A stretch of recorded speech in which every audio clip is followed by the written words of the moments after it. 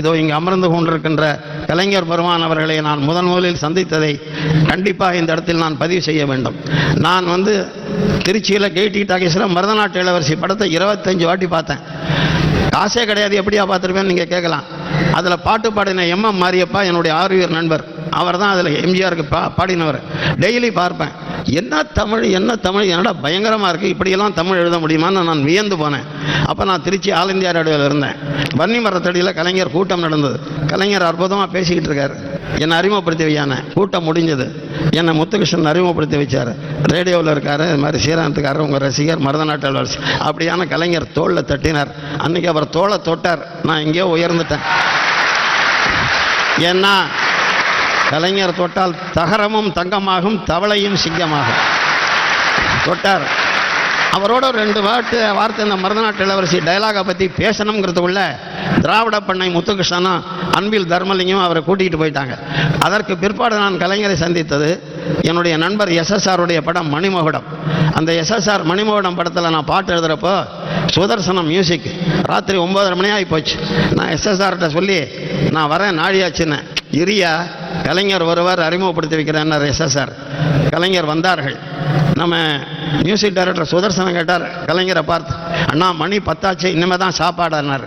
கலைஞர் சொன்னார், மத்தியானம் ஷூட்டிங் போயிருந்தேன், ஈவினிங் ஒரு மீட்டிங், இனிமேல் வீட்டுக்கு போய் தான் ஈட்டிங்னார். என்னடா இந்த ஆள் ஆங்கிலத்திலேயே இவ்வளவு பெரிய ஆளுமையா? அசந்து போனேன்.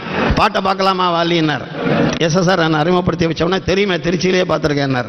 பாட்டை பார்த்தார். என்னையா பிழையா இருக்கேன்னார். கபக்குன்னு நமக்கு கொஞ்சம் பேதியாச்சு. இல்லை இந்த வல்லின ரகரம் வர வேண்டிய இடத்துல இடையின ரகரம் இருக்க. இல்லை அண்ணே நான் எழுதினது கரெக்டாக தான் இருக்குது பாருங்கள், அதை காப்பி எடுத்து அசிஸ்டன்ட் டைரக்டர் தப்பாக எடுத்திருக்காரு, என்னது கரெக்டாக தான் இருக்குன்னு. நீ கரெக்டாக எழுதியிருந்தாலும் அந்த அசிஸ்டன்ட் டைரக்டர் எழுதினதை வாங்கி நீ பார்க்கணையா, வல்லினம் இடையினம்லாம் சரியா இருக்கான்னு. இல்லைன்னா உன்னை வல்லினம் மெல்லினம் தெரியாத புல்லினம்னு சொல்லிடுவாங்க யார். வல்லினம் வரக்கூடிய இடத்துல இடையனம் வரக்கூடாதுன்னாரு. சார் என்ன தீர்க்கதரிசி சார், 15 வருஷத்துக்கு கழிச்சு நான் நினச்சி பார்க்குறேன். வல்லினம் இருக்க வேண்டிய இடத்தில் இடையனம் இருந்தால் அது பாட்டுக்கும் பிழை, நாட்டுக்கும் பிழை.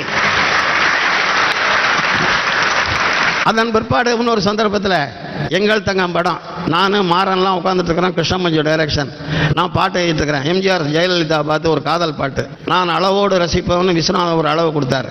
அதுக்கு அடுத்த வரி போடணும்னாரு. நான் அடுத்த வரி போடாமல் வெத்தலை பாக்கு போட்டுக்கிட்டு இருந்தேன். கிருஷ்ணமஞ்சு கேட்டார், என்னையா அடுத்த வரி போடாமல் புயலையை போட்டுக்கிட்டு இருக்கிறீர், அடுத்த வரியை போடுனார். நான் அளவோடு ரசிப்பவன் அளவோடு ரசிக்க எனக்கு ஒன்றும் வரல. கலைஞர் அப்போ தான் வந்தார். மாறன் சொன்னார், யோ மாமா வராரியார். வந்தார், என்னையா வேலையே பாட்டை எழுதுகிற அப்படின்னாரு. இல்லை அளவோடு ரசிப்பவன், அதுக்கு அடுத்த வரி புரியலன்னு. விசு டியூனை வாசினார். நான் அளவோடு ரசிப்பவன். உடனே அடுத்த வரி சொன்னார், எதையும் அளவின்றி கொடுப்பவன். எம்ஜிஆர் எழுதினார் பாட்டு, எம்ஜிஆருக்கு கலைஞர் எழுதிய பாட்டு. நான் அசந்து போயிட்டேன். நான் 1 மணி நேரமாக வெத்தலை கூட்டு கண்ணமெல்லாம் வீங்கி போச்சு. இவர் எழுதிட்டார். 10 நாள் கழிச்சு எம்ஜிஆரை சத்யா இதில் வாகினி ஸ்டுடியோவில் பார்த்தேன்.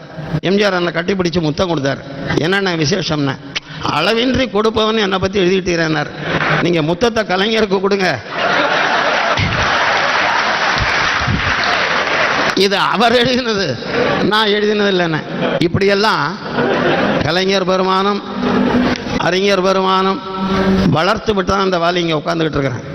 சத்தியமாக உள்ளத்திலிருந்து ஒரு உண்மையை சொல்லுகிறேன், என்னை வளர்த்து விட்டது திராவிட முன்னேற்ற கழகம். நான் எம்ஜிஆருக்கு நிறைய பாட்டு எழுதியிருக்கலாம், ஆனால் நான் எழுதிய காலத்தில் எம்ஜிஆர் டிஎம்கேல இருந்தார். இந்த பெரும் புகழெல்லாம் இன்னமும் நான் கலைஞர் ஏற்றி வைத்த விளக்காகத்தான் எரிந்து கொண்டிருக்கிறேன்.